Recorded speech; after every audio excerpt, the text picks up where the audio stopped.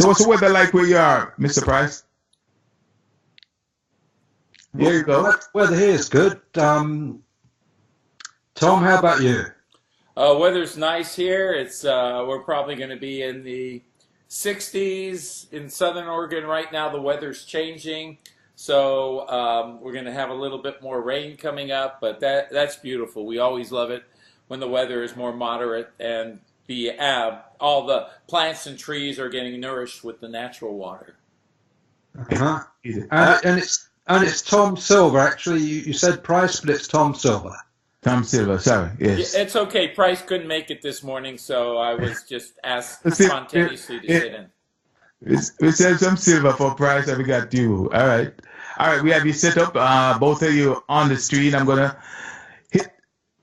Yes, the record button is going and we have persons from all the various networks. Ladies and gentlemen, two distinguished persons, Mr. Tom Silver and Keith Anthony. Take it away, Keith. Thank you very much, and going to have an exciting show on here today. I had a chat with Tom about 15 minutes ago, I think it was. And Tom, for those of you who don't know, has been on the show before, so you're a returning guest, so that's exciting. And just come out of hospital after some tests and came out with flying colours. And I know I don't know if you want to say anything about that, Tom.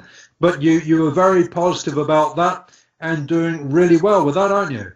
Oh, absolutely. You know, probably 9 years ago, I was diagnosed with prostate cancer.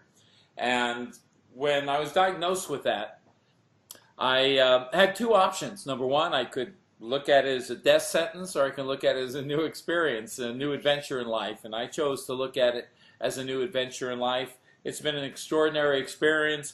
I get to work with the medical science, and I get to use my own mental science and hypnotism to keep my body strong, to stimulate my immune system, to be a victor over cancer, and maybe even to remutate those cancer cells back to normal cells, or simply destroy them and create the normal cells in their place. So I've had a wonderful experience. I'm still experiencing it, and it'll go on. It'll be part of my journey.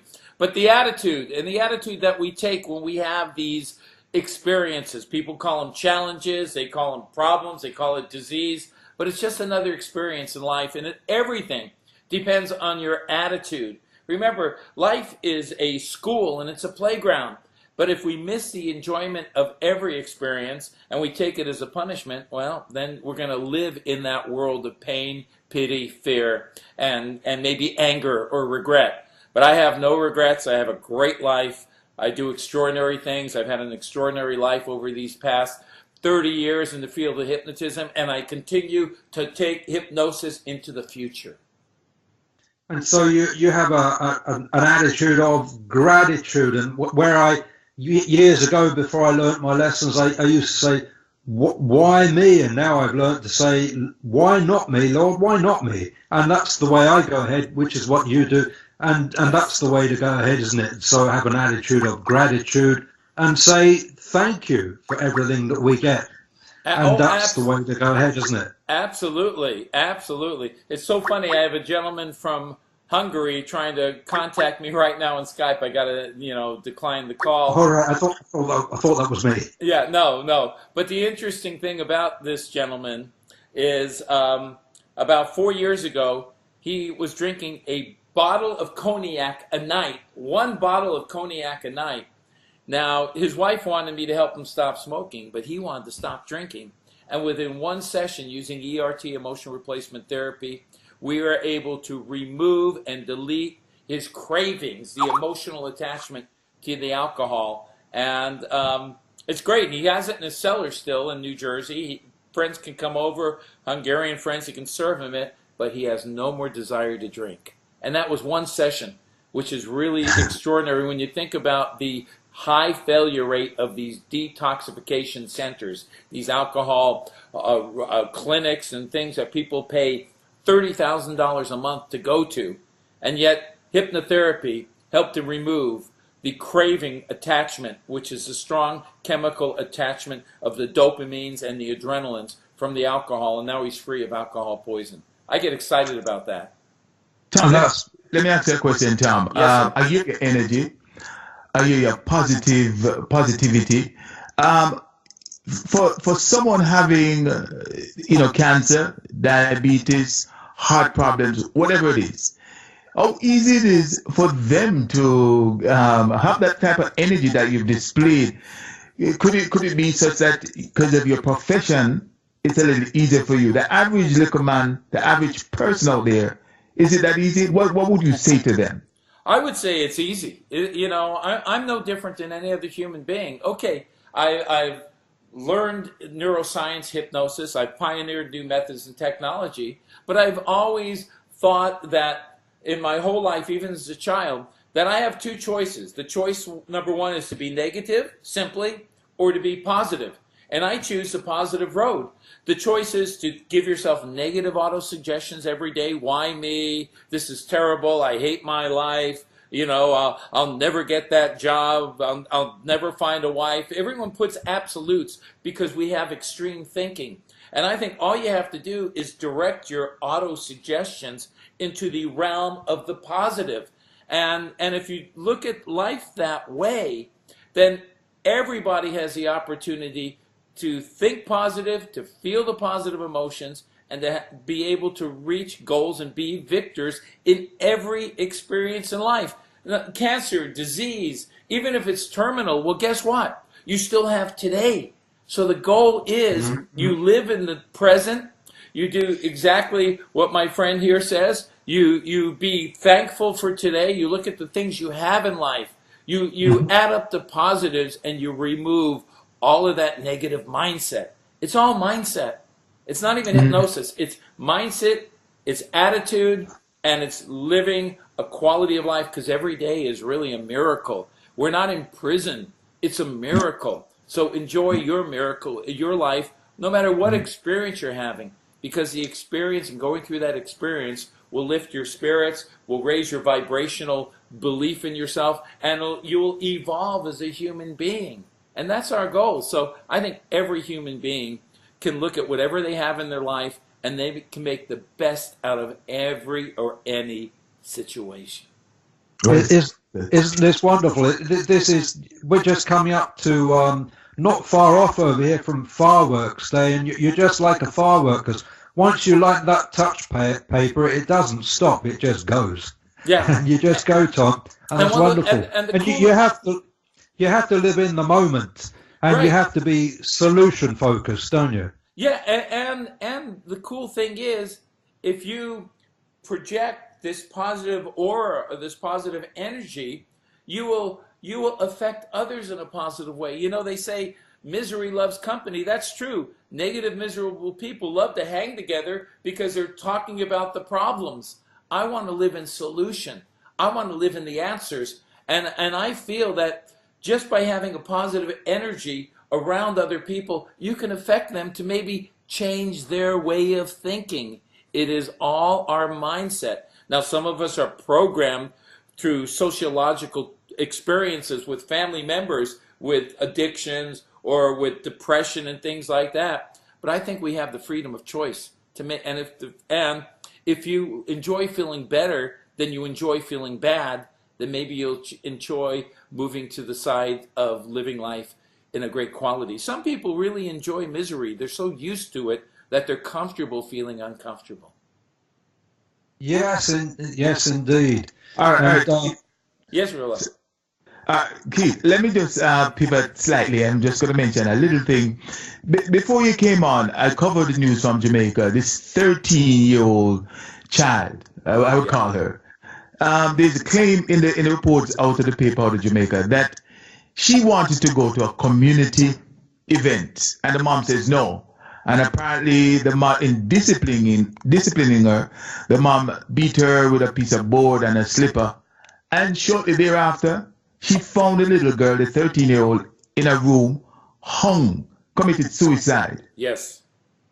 If young kids out there could hear you, anywhere from 12 up to 20 odd, what would you say to them when they're going through these stresses?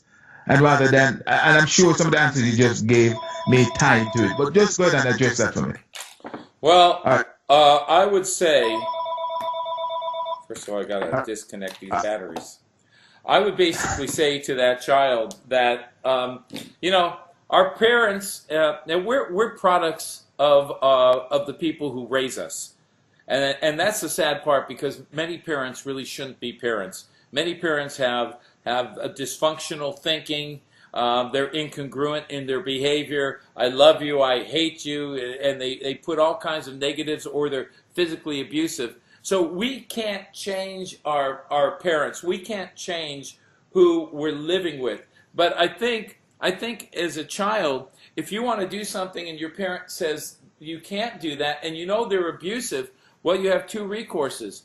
Either you simply, you simply do things that will not get you hurt, and then when you're old enough, you leave that environment, or you find somebody that can get you out of that dangerous situation. You know, there's so many reports of physical abuse all over the world, and a lot of times the physical abuse is due to alcohol addiction, or to that parent being abused as a child themselves, so it gets passed down. Sometimes in these situations we have no control over our life, and parents rape children, parents murder children, parents fill their child up with hateful thoughts and suggestions, so they become almost brainwashed by this negativity. So the fact is, this poor girl in this situation needs to be removed from that dangerous, toxic environment. And there are so many different outlets where children could get help and be safe from their own parents. It's just that when the extreme behavior gets so extreme, the child withdraws, child goes into depression, the child wants to escape so much that they kill themselves or hang themselves. Now, if someone in their environment, family members or friends, saw this behavior going on, someone should have taken the initiative to get that child out of that dangerous environment. It's like bullying. We talk about bullying happening in schools or happening on the internet, but guess what? There's tremendous bullying from abusive parents or someone taking care of that child. Even children that are in orphanage homes get abused by those caregivers. So I think that those red flags of someone being hurt or injured, and they see it in school or whatever, people have to take the initiative on the outside to save that young girl. That girl could have been saved. People knew this was going on. Family members, friends, maybe other siblings, or school teachers.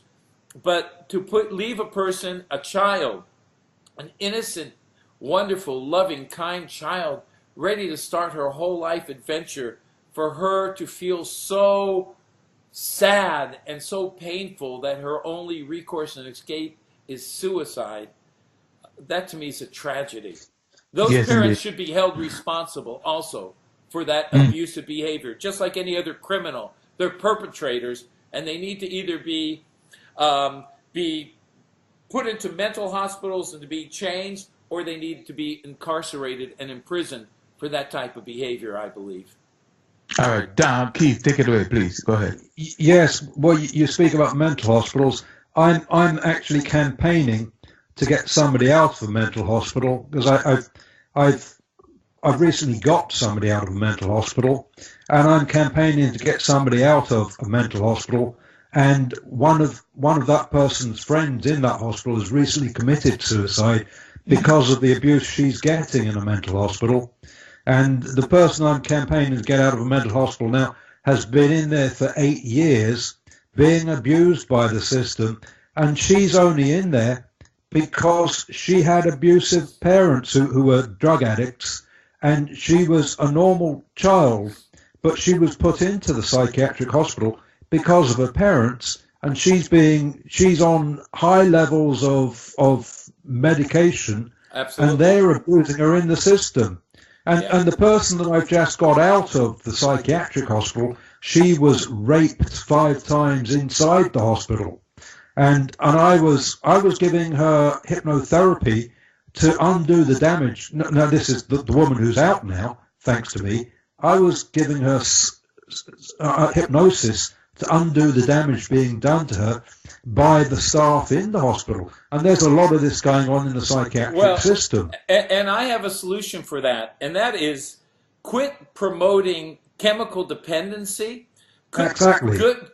Get these predators, whether they're medical doctors, raping their patients under anesthesia, or they're psychologists that are sexually abusing their patients. But somehow there has to be more tighter observations of these so-called clinical people. And then number two, gosh darn it, get these hypnotherapists, create a trained higher level of hypnotherapists. There are too many voodoo hypnotherapists out there. Listen to me. No, it's the psychiatrists, right, that are in the... But the other thing is... hypnotherapists who are undoing the damage. But the fact is, there's still one big problem in the field of hypnotherapy, and that is that there is not scientific academic training in all the hypnosis schools. And there should be a curriculum in every hypnotherapy school that is standardized. No one except, I'm one of the few that teach hypnotherapy safety, abreactional hypnotism. I was just in Italy, and and I love the doctors that invited me out there. I won't give their names, but I was at the International Hypnosis Congress in Italy, in Rome, Italy, a few months ago. And I was presenting, and I did a 2-day course in techniques, but there were a number of magnetists doing mesmerism. Now, mesmerism, that's cool. It's a really interesting thing. They were creating the crisis. They had people on the floor shaking, shivering, screaming, crying, and yelling, just like Mesmer did back in the late 1700s. Now, I personally think that even though I did see maybe the curative effect of it, because all types of modalities, there are certain people that benefit from it, but I did see a certain amount of what I called humane techniques, inhumane techniques.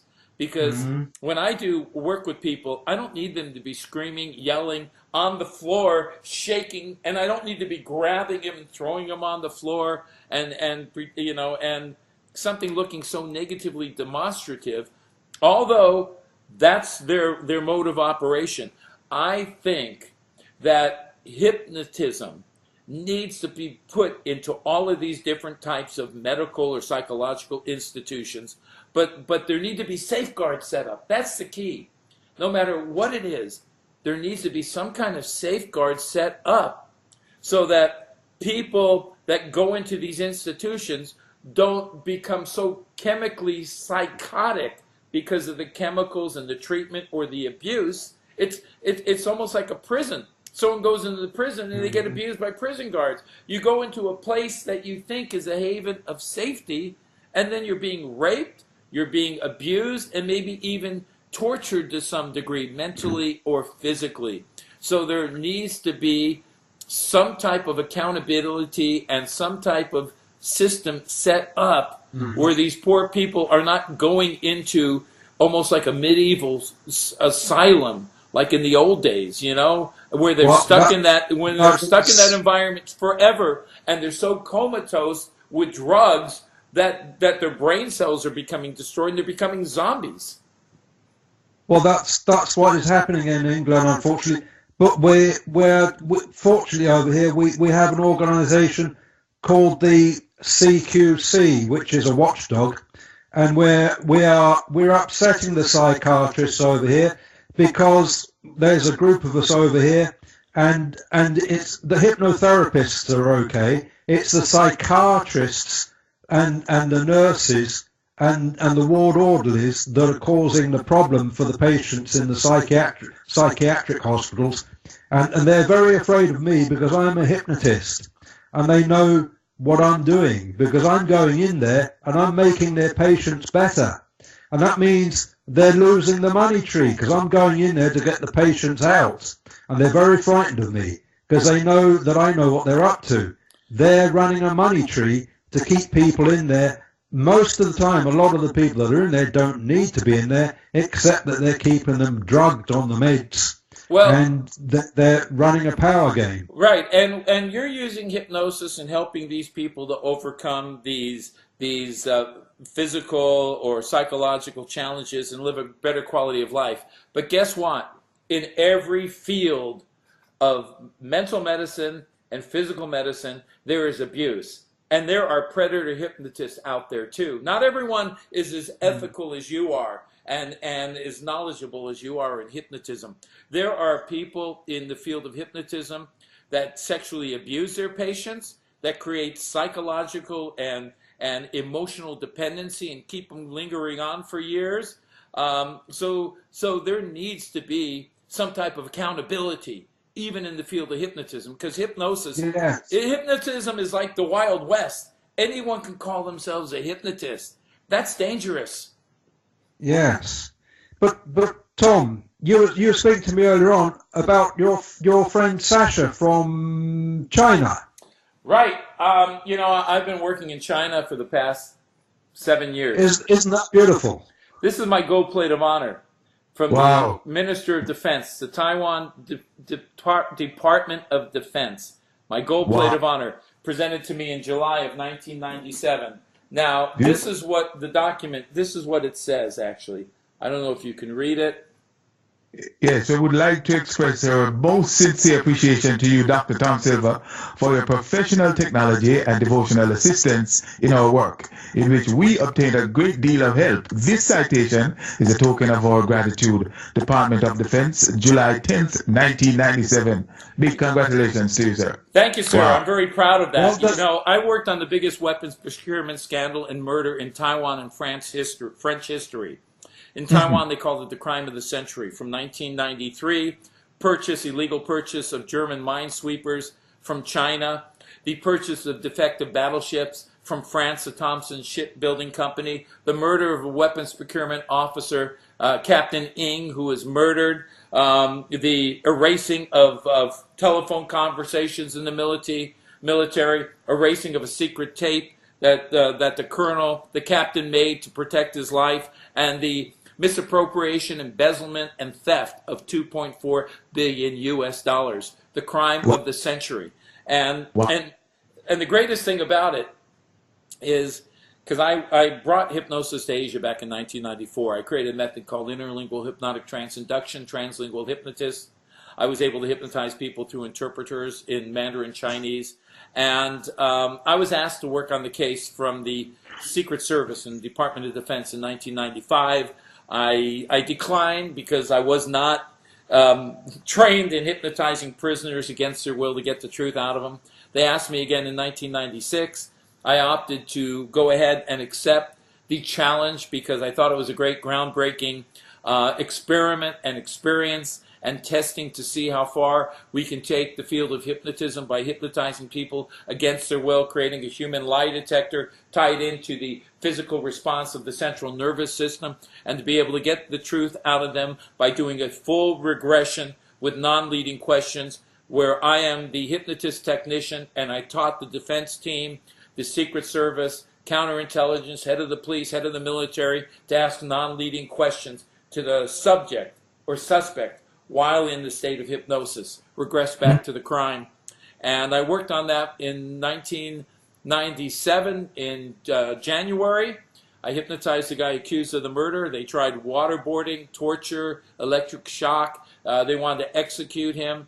And I got more information out of him and every other suspect, imprisoned military officers, procurement officers, colonels, captains, generals, active military procurement officers and retired officers. And then I went back in 1999 for my third mission, hidden on secret military bases. My ex-wife given $1 million life insurance policy from Lloyd's of London, from England, that was paid for by the Taiwan Department of Defense in case they bumped me off and killed me and I disappeared.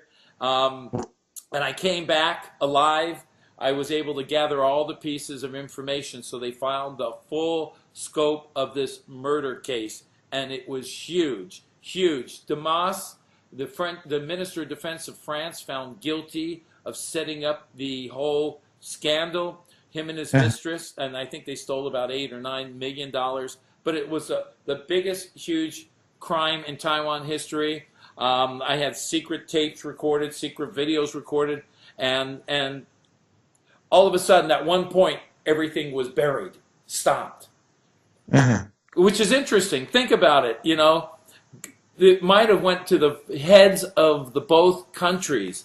Maybe Mitterrand, maybe President Lee of Taiwan, maybe both of them might have been involved. High-profile government crimes that sometimes get buried, just like the crime in Las Vegas with that man, who I think was hypnotized, brainwashed, to shoot all those people in Las Vegas and then to either take his own life or be executed by somebody. You know, and these things happen. You know, people think that hypnosis is just someone waving a little pocket watch saying, "You're in my power, bark like a dog, cluck like a chicken, tell your dark secret, dance on a table, and take off your clothes." It's not just a little fun, goofy dog and pony show. Hypnosis, like medicine, like surgery, like a car, like a kitchen knife, like a gun, used in the wrong hands can be dangerous and deadly. Used in the right hands, it's the most powerful healing tool on earth, the mind. Let me ask you this, Yes, sir. and correct me if I'm wrong here. In China, 2011, they about hypnotized the Miss China on television. Yes, and in 2005, I hypnotized Miss China in television on a show called Super Sunday. I had a 30-minute segment of hypnosis. I hypnotized every famous celebrity in China, every movie star and actor and actress and singer on that show. I did, you know, little goofy stuff. I did life-changing stuff. I showed them reincarnation, past life regression. I mean, once I showed reincarnation with Coco Lee, who is the #1 star. She still is a big, huge star in Asia, even though she lives in America, I believe. Everybody wanted to be taken back to a past life. Their main belief is Buddhism, reincarnation. Over 90% of the people are Buddhist.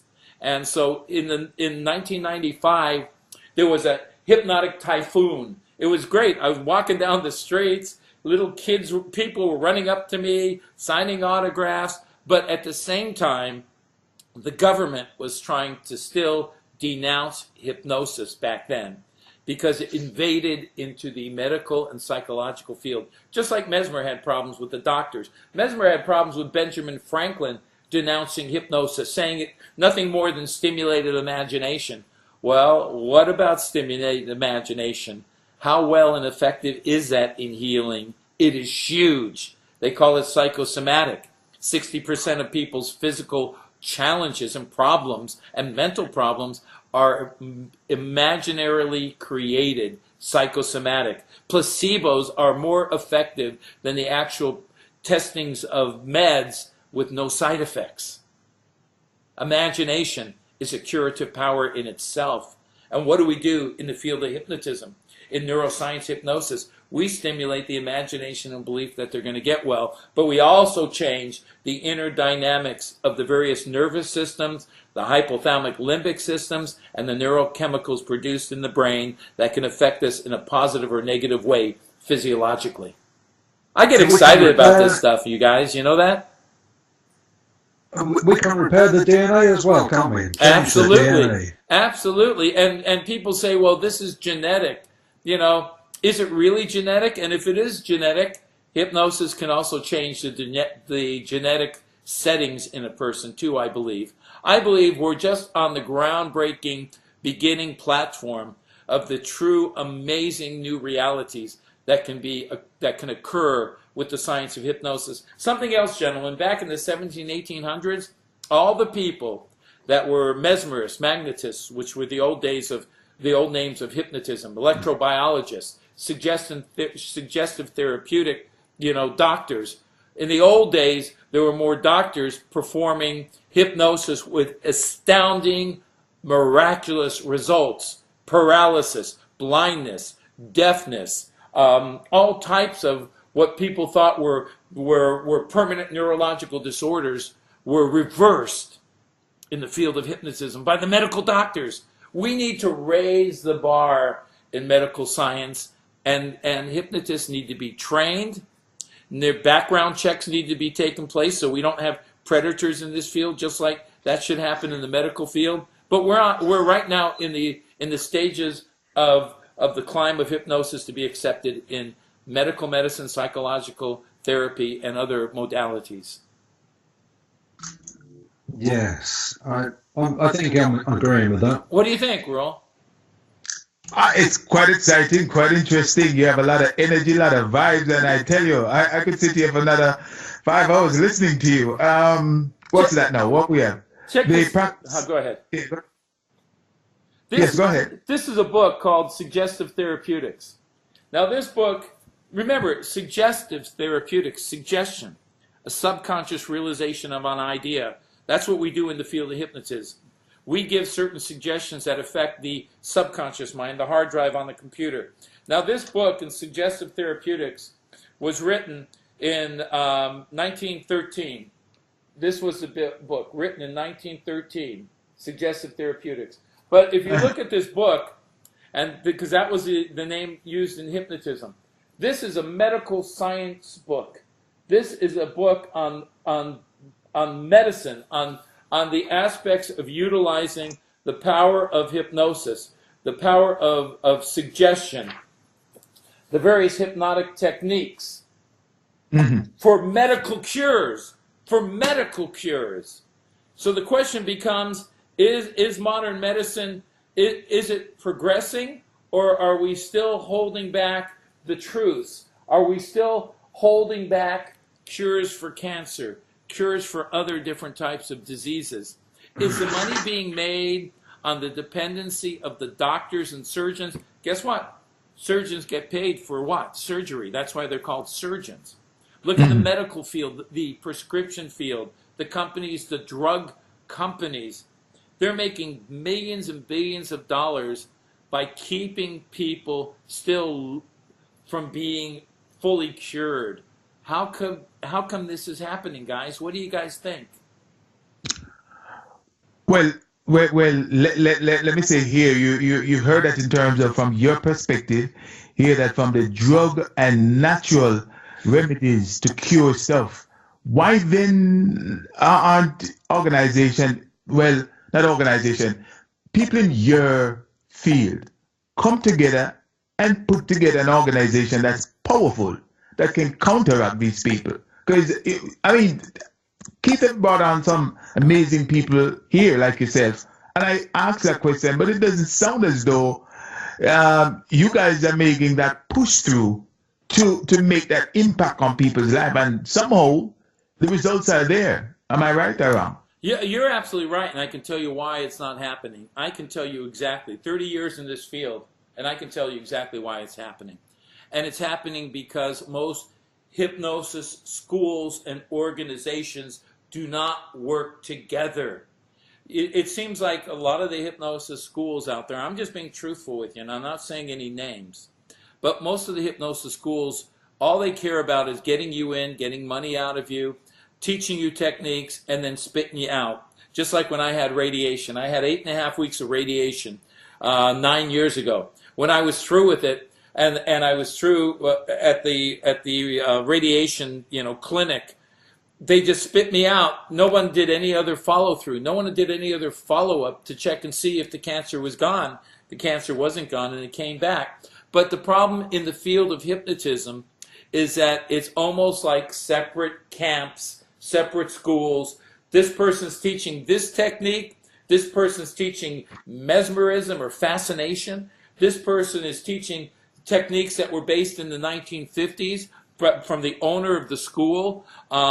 So there is really no uniting. Now they'll go to conventions. The NGH, the National Guild of Hypnotists, has a convention every year in America, and all these different people and schools go to it and things, but they mostly go to promote their schools and their trainings of thought. So unless hypnotists, and if you're on any groups and chat groups, there's a huge egotism going on with certain hypnotists, stage hypnotists, and hypnotherapists, and different schools. This school hates this guy. this one hates this guy. I remember there was a big rival, and all these people hated this guy called Gil Boyne. Gil Boyne was a very internationally renowned hypnotist, and he had a school and a training center. But until people can get along with each other, and until it's not just a money game that all I want to do is teach a limited archaic method, but I'm getting $20,000 from these students for a year training, unless the different organizations in hypnotism could start working together, it will still become and stay chaotic and limited.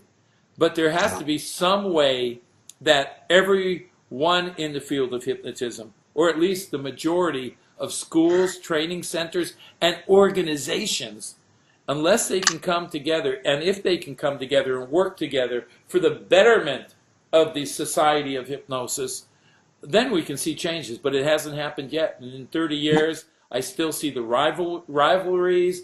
I see the different resentments that go on, and there's still no real academic required training in scientific hypnosis. You know, I teach neurofeedback. Most of the organizations don't even believe in neurofeedback. But my God, neurofeedback is a scientific proof and validation, like biofeedback, galvanic skin response, to utilize hypnosis in conjunction with diagnostic, medical, scientific tools that validate the truth of hypnosis. Brainwave changes and activity within those brainwaves produce dynamic states of focused, magnified concentration, physical muscle relaxation, and receptiveness of hypnosis into the subconscious biocomputer. I'm going to turn to Keith. We have another 20 minutes or so to go. Folks, we're speaking to Mr. Tom Silva and Keith Anthony, touching on a number of interesting topics.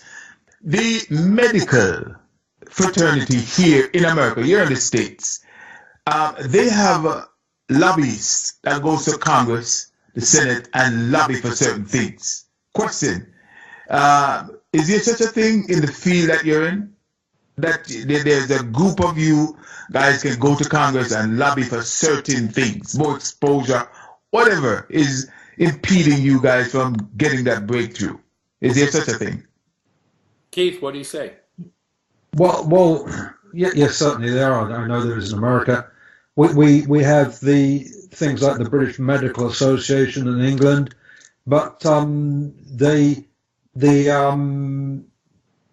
England, hypnosis, they're not really interested in hypnosis in England, I think, because they're frightened of it, because they know that the problem with it is that it's not, you know, the drug cartel, as I call it, and the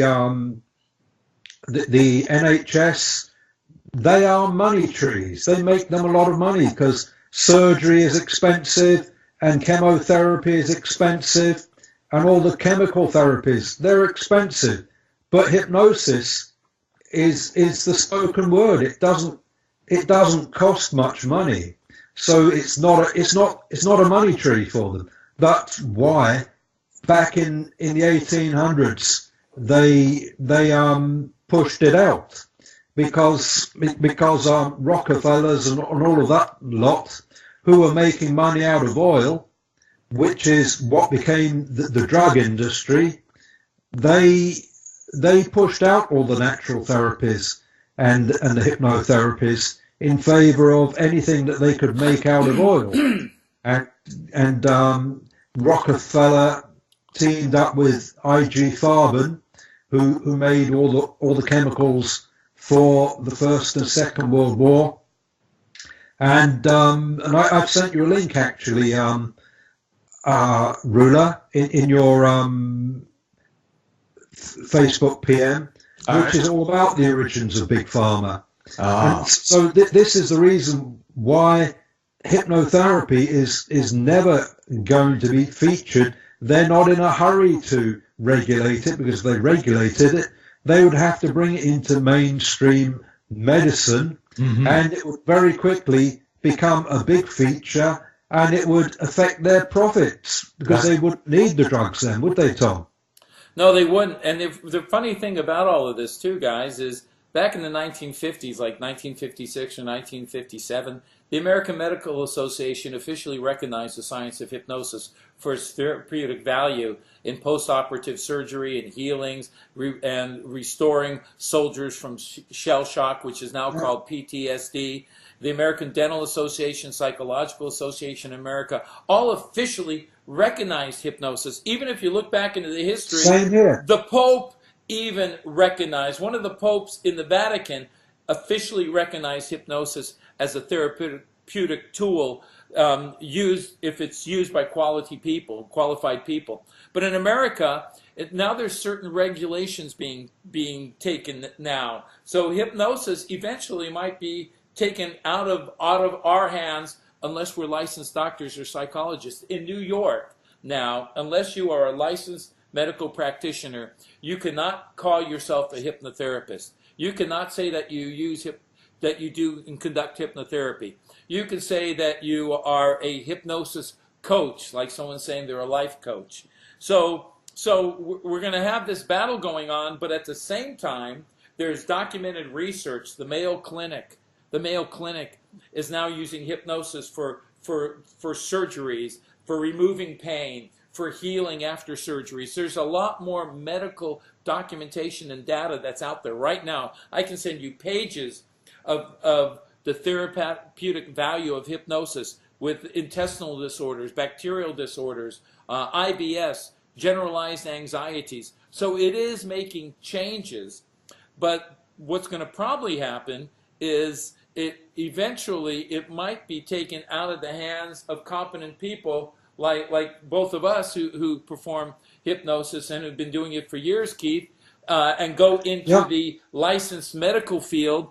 And maybe if they're still not trained properly, we're going to have problems. One other confusion that occurs that we haven't discussed, and I've maybe been part of that confusion, and that is stage hypnotism. Hypnosis is the only science that is an art and a science. It is a creativity science, and it is a mental/medical science. So there are stage hypnosis shows in Las Vegas and around the world where there are people doing creative things, sometimes very sexual and silly things, and I think that also creates a certain amount of doubt of the validity of hypnosis. Even the word stage sounds like staged, sounds like fake, but it's truly an art and a science. And wouldn't you say, Keith, that's also created a little bit of confusion? Yes, indeed. I've got on my computer here a paper, "The Cure of a True Cancer of the Female Breast with Mesmerism" by Dr. John Ellison, 1791 to 1868. And we have recognition in England by the BMA of you've got the original there. Ellison, yes. Yeah, this is the original documented book of John Ellison and the cures that he had in the hospital, and using hypnotism, mesmerism, and look at the date. I can't see it. It's not clear. 1840. Yes. Wow. Yeah, but over here in England, they recognise hypnosis now in the hospitals, although at the same time they created the 1939 Cancer Act that makes it illegal for us to say that we are treating cancer with hypnosis, although we know that we can cure cancer with hypnosis. You're not allowed to say that you treat cancer unless you are a doctor giving radiation treatment. And you're not allowed to say that you cure either, because then they say you're stepping on the medical field. Can we switch for 1 second? Let's talk about the dangers of hypnosis. What do you guys think? You want to talk about the dangers of hypnosis? We could do. I've got. Do you mind if I add to the call if he's here? No. My friend Nigel Meakin. Right, do that. But while you're doing that, I want to show you guys something real interesting. This book was written by a very famous neurologist named Alfred Binet. Has anyone heard of Alfred Binet? It's on animal magnetism. Alfred Binet. Now this book on animal magnetism was written in 1888, right here, 1888. Now, a while back, I did a show on Discovery Channel called Brainwashed. Did anyone see that show called Brainwashed?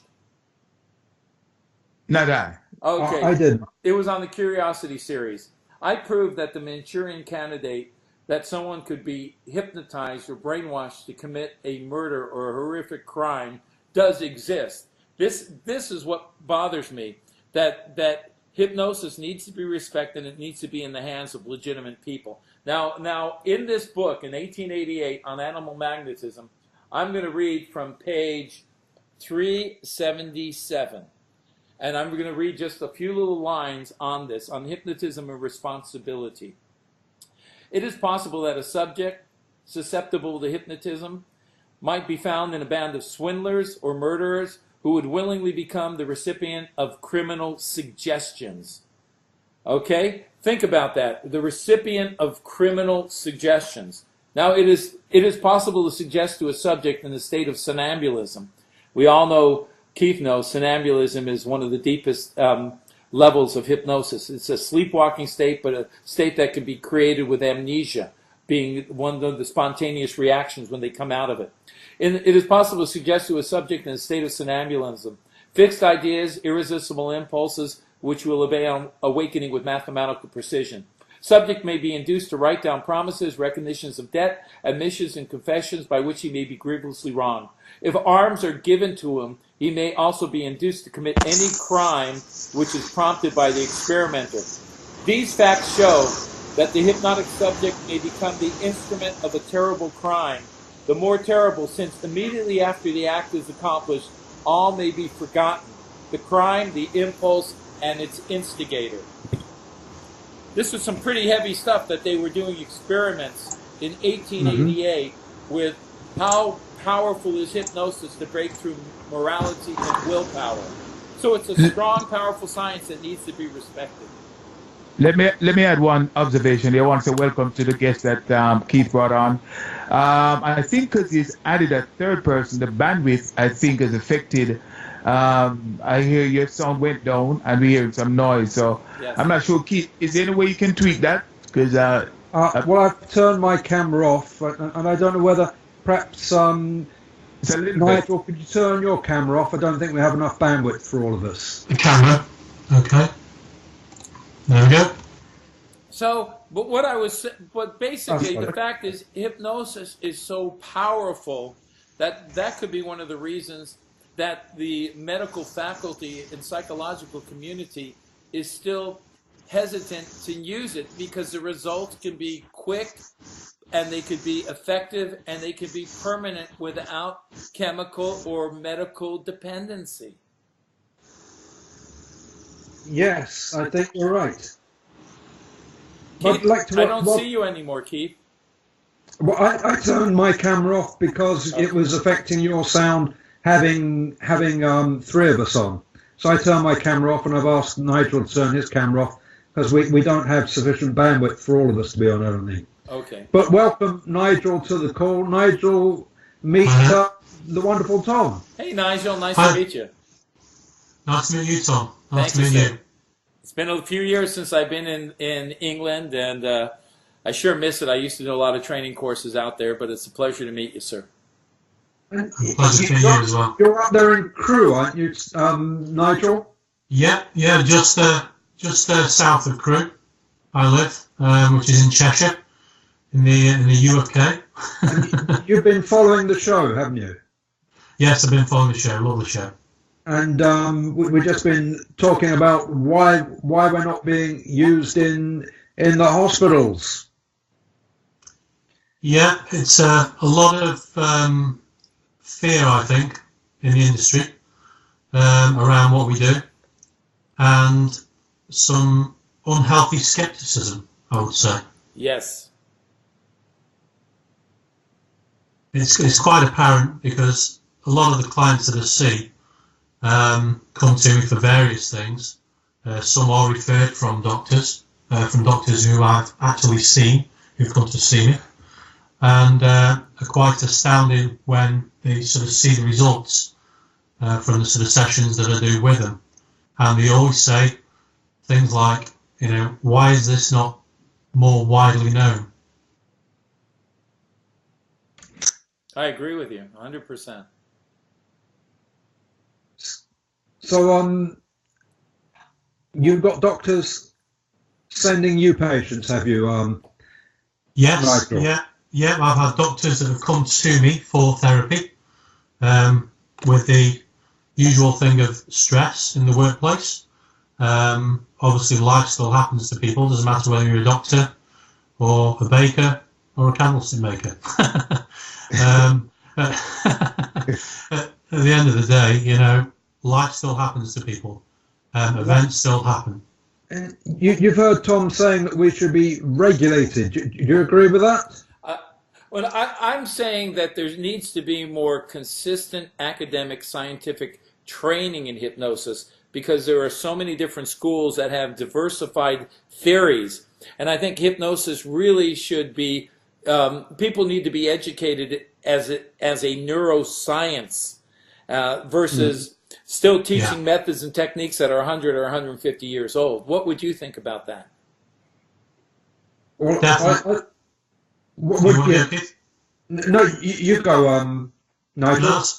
That's fine. Yeah, I find that nowadays the hypnosis sort of side of things, in terms of training, has become an industry, and there's a lot of people out there that just go for sort of badges, so to speak, and I don't think the concentration is enough on the practicality of things. There's lots of people go on courses, and there isn't enough time spent being the observer of a client and a therapist, being the therapist themselves, and also being the client themselves as well. And that's also was something I was quite lucky with, that I was trained in with the Atkinson Ball College right from day one. It was all practical, hands-on, and to see from every aspect. So you got a full understanding of the workings from all angles. You know, when I teach my courses, either if I'm doing a one-on-one private training, by the way, my website's tomsilver.com, just TOMSILVER.com. But when I'm doing group trainings or personal one-on-one trainings, I always bring real people in, real people that have real issues, and I actually conduct live hypnotherapy training. They actually see live hypnosis sessions in my courses. And then sometimes at the end of the course, because I let the students, I teach them, I walk them through things, I have them practice, practice, and practice. I'll even bring a person in that has a challenge, and I'll have the student conduct the live hypnotherapy session right there in the classroom. And if they need help, I guide them through it, but they actually have real experience with real people. You know, and I think that's important in training. Exactly. It was the same in the college I was trained with as well. And I think that's something that's lacking really nowadays. People want to get a bit of a badge and stick it on a wall and do some relaxer therapy with people. I think the big thing that's missing is that doing the hypnosis is the easy part. What's missing is the therapy part. Exactly. People think that doing the hypnosis is the big thing, but that's the easy thing, doing hypnosis, isn't it, Tom? Well, knowing the life skills, knowing how to do the therapy is the important thing. Knowing a bit about psychology is what's missing. Well, the fact is, there's a number of ingredients that are involved in a hypnotherapy session. It's the setup, it's the pre-talk, or what they would call in some training centers the intake, the information that you're getting from the patient or the client on their goals. It's fine-tuning and breaking down complexities and pinpointing exactly what it is that client wants to achieve in the goal. It's the rapport and the relationship of the practitioner or the hypnosis technician with the client that's important, the rapport. Of course, it's the techniques, it's the suggestions under hypnosis, it's the way you take them back out of hypnosis to full consciousness versus leaving them still in a hyper-suggestible state when they leave your office. And it's the end of the session. What do you say to help them believe that it's going to work. And then the other missing ingredient in that most people don't understand, and it's not just the hypnotism, it's teaching your client or your patient how to give themselves the correct positive auto-suggestions, the direct or indirect auto-suggestions to stimulate the right positive emotions that we've presented to their subconscious hard drive under hypnosis. Would you guys agree with that? That all of those are important ingredients besides absolutely. the suggestions yes, of the hypnosis? Mm-hmm. Yes, absolutely. Yeah, I agree with that completely. Can I just ask you, Nigel, you live in Crewe, is that in the Midlands, isn't it? It is, yes. Some people will class it as lower northwest, but it is actually in the Midlands. It's about sort of 30 miles above Birmingham. Oh, okay. So, but what do you think of what I'm saying about all these important pieces to the hypnotherapy session being very vital that some schools don't teach? They just teach techniques and inductions, but they don't teach the real communication to the client, the education before the process, the fine-tuning their goals. Someone says, I want to be happy or healthy. That really doesn't mean anything. We got to get to the specific pinpointed goals, the doable steps that the client can achieve, getting out of that comfort zone. That's right. It's all about questioning and listening, not hearing, but actually listening very carefully to what people say, because all the clues are there if you listen carefully to what they say. I can vouch for Nigel, because he very kindly did give me a hypnosis session, which is very nice, because I'm always doing the session, and I'm always desperate for somebody to do it on me, which is a very rare event.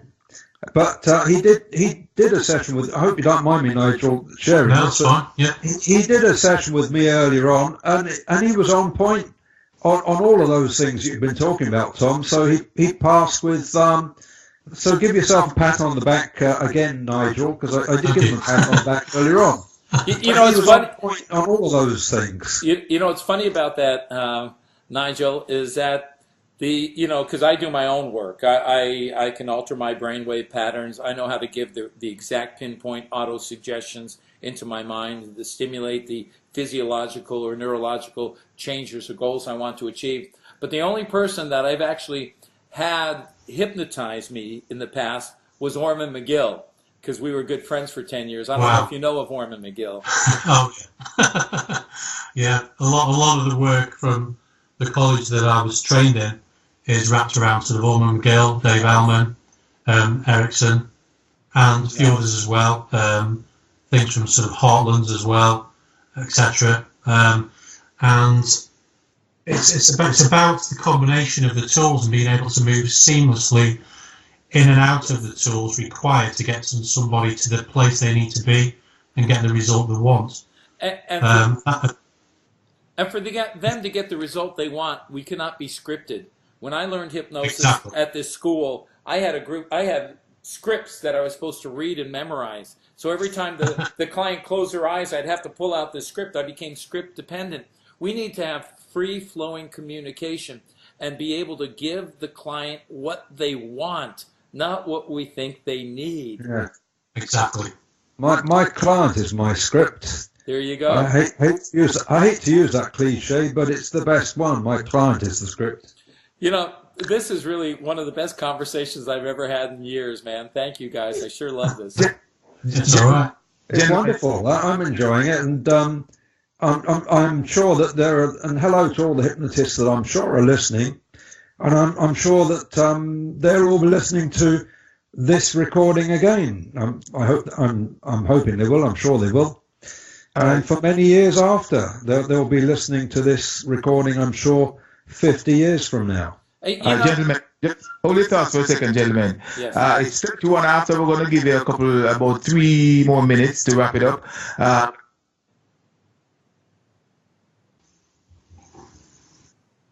You're still there, Ruler? That's the station ID. Again, folks, you're listening to Sir Keith Anthony. Special guests are Tom Silver and Nigel Meakin coming Meekin, all the way Yes, that's right. in the Midlands in England. Again, this is so exciting. I've recorded this, and I'm sure when I reposted it, a lot of persons going to go out and make sure they take a second listen. We're going to try and wrap it together.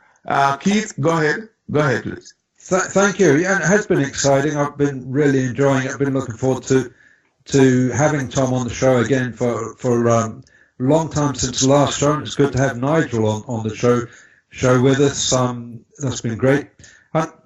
Tom, would you like to give your website again? It was tomsilver.com, if you'd like to say it yourself. Yeah, my website is www.tomsilver, TOMSILV, as in Victor, ER.com, or you can go to universityhypnosis.com.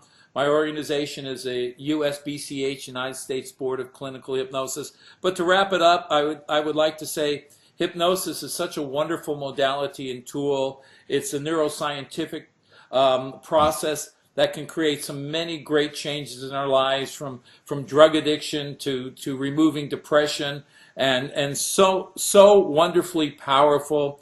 And in the hands of a competent, trained hypnotherapist that understands it as a neuroscience, understands the importance of rapport, of communication, of the proper education, of being able to guide their client to pinpoint the goals they want to achieve and give them the tools to reinforce those goals so the new habits become permanent and the old habits become deleted. It's a wonderful science, and it's a science that really needs to be accepted and elevated to its true potential internationally. That's all I want to say. Have you got that AR-15 there? Keith, 1 second before Nigel speaks. Nigel, you want to just turn on back your video and see if it transmits okay now that you're going to be giving your closing remarks? Just go ahead. Yeah, sure. Yeah, sure. Yes, go ahead. Ladies and gentlemen, we're about to wrap it up with Tom Silver, Nigel Meekin, and Keith Anthony. Any success in getting it on? If not, we'll just... Yes, I've got it on there now. Oh, there you go. Hey, yeah, go ahead. Yeah, go ahead and make your remarks. Okay. Yeah, just be sure, people out there, to look up, hypnotherapy in your area. Obviously, I can't deal with everybody in the world, but understand this. The main thing is that, hypnotherapy is powerful, and it can change your feelings and emotions to any trauma and situations in your life very quickly, and give you the confidence and self-esteem to move forward in life and bring back that great you, that wonderful you. Before Keith says the final word, again, I am truly impressed, and I really appreciate you guys coming on. A lot of energy, lots of information that you provided today, and we hope to see you again. Keith, take it away. Thank you. Thank you. Would you like to quickly give your website, Nigel? Yes, that'll be great, thanks. It's spiralmanaged.com, so that's spiral as in the word spiral, and managed, and it's all one string, so just spiralmanaged.com. And that's up in the Crewe, Birmingham, Midlands area, isn't it? Yeah, Cheshire area in England, basically. Yeah. Cheshire Plains. I'm going to give Tom an opportunity. Do any one of you guys have a book that you have out there you'd like to mention, or any publications? Well, I do want to mention that my autobiography is called Killed the Hypnotist, based on my work with the Taiwan Department of Defense, and my gold plate of honor from the Taiwan military and Department of Defense on forensic hypnosis investigation. That autobiography will be out next year in China, in Mandarin Chinese. Will be my 8th year in China teaching scientific hypnosis, as well as in America. So just to watch out for that book, the documentary, The Life of a Hypnotist, and I do appreciate that. Thank you, my autobiography. Thanks. Quite excited. And you did have a TV show where you hypnotized somebody to kill somebody, didn't you? Well, I proved that, that's funny. I did Brainwash on Discovery Channel. I proved that hypnosis in the right hands is a curative, amazing, powerful tool. But in the wrong hands, you can manipulate somebody to go against their life script or will. Been documented by Alfred Binet in 1888. So I proved that hypnosis is powerful. Medicine, taken incorrectly, is poison, and it can kill you. Let's face it, opiates are one of the big causes of death this day and age in America. So So that was a wonderful, powerful show. I thought I was going to get a lot of slack from all the hypnosis schools, but you know what? I've got all these clients that have called me and after these that I've helped because they said, if you can hypnotize somebody to shoot and kill somebody in New York, you can help me overcome my problem, my obstacle, because it's powerful science. But it's got to be respected, and you have to have the right education, and you need to be an honest, ethical human being to be able to help others in the field of hypnotism. So that's important. Do your research before you just call someone on the phone and have them work with you. Make sure you're finding someone competent, just like in the medical field. You want the very best people that have a living track record, not somebody who is just a textbook trained person that just started on the field of hypnotism, but someone experienced, like the two gentlemen that I'm speaking to today.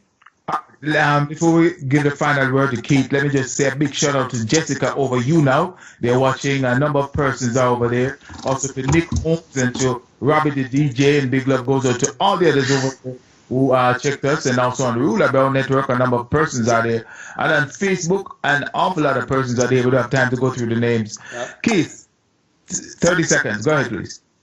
Thank you very much, Ruler, and thank you, Tom. Nigel, thank you to all of our regular listeners. We really do appreciate you, and especially all the hypnotists around the world who are listening. Yes. Great to have you all coming and listening to the show. I'm sure you've all enjoyed it. I would like to give out my website to all those who would like to have sessions with me, and that is hypnosensei.com. That's HYPNO SENSEI, hypnosensei.com, and I'll be very happy to have a session with you wherever you are in the world, because I can connect with you if necessary through Skype or any other video platform. So that will be fabulous. So thank you very much, Ruler. Yes, sir. Thank you, three of you, so much. It's been wonderful.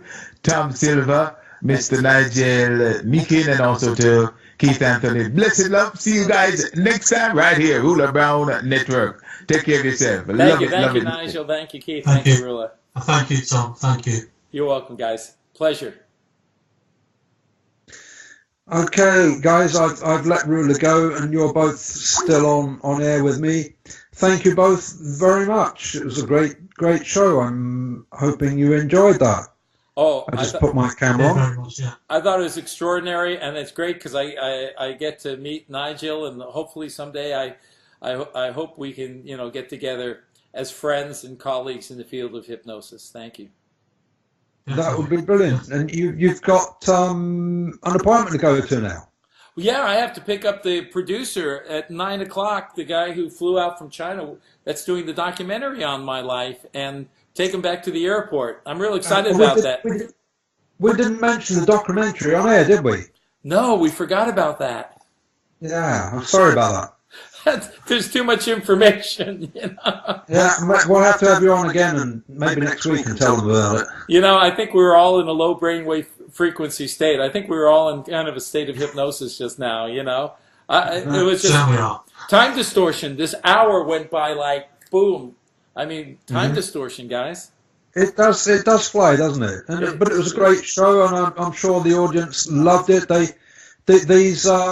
These hypnotists, Well, it doesn't matter because we all know that we gave out some wonderful education, and hopefully we inspired people out there to know that they can have a better life, and hypnosis could help them achieve that. Yeah. Exactly. Yeah. Exactly. Yeah. We talked about those people in the psychiatric hospitals. There are some people that I'm hoping to get out of those places because they are really suffering. And there's hundreds and hundreds and hundreds of those people in there who shouldn't be in there because the psychiatrists are giving them a really bad time playing mind games with people who should never have been put in there. Right. And it's a money-making business. They're not in there. It's not about care. It's about getting people. It's about bums on seats, and they're playing mind games with innocent victims. It's really terrible. But anyway, I won't bore you with that. Well, and the other interesting thing is, and this is according to Johns Hopkins Hospital, their research, first diagnosis in the medical field from doctors, over 65% of the diagnosis, what they say is wrong with you, is incorrect. That's kind of scary. Yeah. You know? Yeah. I would say it's much higher than that. I'd say it's Yeah. more like 85%. Me too, but from a hospital research to even say that, 1 out of 6 surgeries, there's medical mistakes and errors that take people's lives. They call it complications, but it's an actual mistake and an error. You know, it's time that people look for alternative modalities to healing, from emotions to habits to even physiological challenges. Yes. There was that famous case, wasn't there, back in the back hundreds of years ago, where a female journalist got herself admitted to a psychiatric hospital to test what the system was like. She was a perfectly healthy person, and they couldn't get her out. She was in there for years. And they put you on psychotropic drugs and all kinds of other things that can create psychosis and actually alter brainwave chemistry and brain cells. You know, and to me, that is really scary. I mean, if I listen to the first doctor's diagnosis of the cancer that I have, I was given 5 years to live. It's, you know, it's almost 10 years, and look at me. You would never even know that I have this aggressive, advanced prostate cancer. Same thing with Orman McGill, you know, with his cancer. In 2003, Orman and I went to Bath, England, and we taught courses, and I hung with Orman and visited him, and we spent a lot of time working on brainwave technology, brainwave science, and how it relates to hypnotism. So I think the fact is, people need to know that they could have a quality of life, and as long as they know that there is help out there, the proper help, and they get the right people, that's the key, is you've got to do your own homework and research, whether it's hypnosis or medicine. You have to be diligent on your research to get the right people to help you. I think that's a key importance right there, you know? Yeah. And I think you're absolutely right, Keith. These mental hospitals, they're doing more damage than good because most people are never released, or their challenges have never been resolved. And I think that's pretty scary. Yeah. While I was visiting a friend in one of these hospitals, there was a woman in there who told me her story, and I spoke to her husband as well. Her husband was a lecturer in City University, and he was an intelligent man, and she was an intelligent woman. And the story was that they were sitting at home one day, and the police broke into their house, grabbed the woman, and took her to a psychiatric hospital. And neither one of them knew what it was about. And he was having to fight a court case to get her out, and she'd been in there for 2 months. Wow. And she'd never had any diagnosis of mental illness. But the police had come to get her because a doctor had called the police to go and get her. This was her GP. The doctor? The doctor had her sectioned. We call it sectioning here. Yeah. And they'd gone there, broken into their house to grab this woman and take her to a mental hospital and locked her up against her will, against the husband's will, and put her into, and she'd been in there for 2 months being forcibly drugged, and turned her into a basket case because she was traumatized by being dragged out of her house, put in handcuffs, thrown into a police wagon, and taken off to a mental hospital, you know, manhandled, roughed up by the staff there, pinned down, forcibly injected with antipsychotic drugs. And of course she was behaving in a psychotic manner because they're dragging her off and treating her like she was a nutcase. And he had to go through legal process to get her out. And I was talking to him on the train coming home because he went to visit her, and we got the same train to go home. And he was beside himself. You can imagine what she was like, because she's being locked up against her will, without trial, without anybody listening to her. You know, and you can imagine what they say. Oh, don't listen to her. She's nuts. Trauma. They created trauma, and then they over-medicated her. And you know, when you hear these stories, in the old days, anyone in the family member could get someone committed into a mental hospital. You know, in the Well, they still can. Yeah, that's pretty scary. Well, listen, guys, I got to go take that producer to the airport, so I got 15 minutes to get to his house. Nigel, pleasure meeting you, sir. Appreciate it. Yeah, pleasure meeting you as well, Tom, and stay well. Thank you, sir. Yeah. Appreciate that. And thank you very much for everything, Keith. I sure appreciate it. It's been a pleasure. I hope I meet you one day. Well, we will. We'll definitely, hopefully all three of us will get together one day. I'd love to be, yeah, definitely. We'll have the health drink of choice. Well, that'd be nice. It'd be nice for us to go out together and lecture about hypnosis. Maybe I'll bring you guys to China with me. Maybe one next year or something. I'll invite you guys to be my guests. That would be lovely. Wow, that'd be awesome. Yeah. Wow. All righty. Well, take care, guys. I got to run. Bye for now. Thank you. Bye-bye. Bye. Bye. Thanks.